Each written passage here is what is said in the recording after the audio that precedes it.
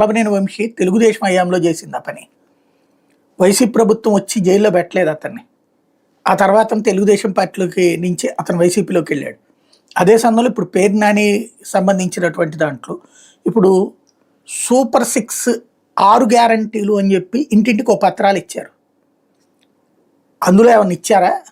ఇప్పుడు దాని మీద ఎవరిని జైల్లో పెట్టాలా? గ్యారంటీ అని రాసి ఇచ్చారు కదా, సంతకం పెట్టిచ్చారు కదా, మరి ఎవరిని జైల్లో పెట్టాలా? ఇళ్ల పట్టా ఏంటో తెలుసు, ఇంటికి సంబంధించి తెలుసు. ఇంకోటి ఆ టైంలో ఎంతమందికి, ఎన్ని వేల మందికి ఉచితంగా ఇళ్ళు ఇచ్చారు, ఎన్ని లక్షల మందికి అన్నది రాష్ట్రం అంతా చూసింది.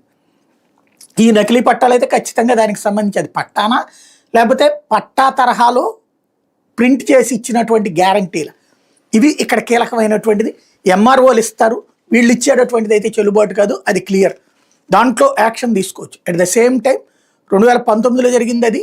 అట్లాగే ఇప్పుడు గ్యారంటీలు, సూపర్ 6 గ్యారంటీలు అంటూ ప్రతి ఒక్కళ్ళ ఇంటికి వెళ్ళి ఇదిగో మీరు దీనికి అర్హత సాధించారని చెప్పి కాగితం ఇచ్చి చేతికిచ్చి వచ్చారు కదా, మరి ఎన్ని కోట్ల మంది మోసపోయినట్టు రాష్ట్ర ప్రజలు?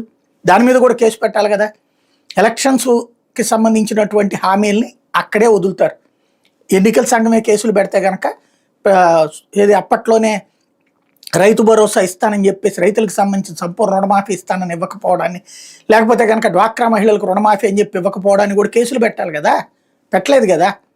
ఇవన్నీ జరుగుతున్నటువంటిది ఒక aspect. At the same time పట్టాలు లాంటివే తయారు చేసి ఇస్తే కనుక అది ఖచ్చితంగా నేరమే. అది వాళ్ళు కంప్లైంట్ చేసే దాని మీద ఆధారపడి ఉంటుంది. లేకపోతే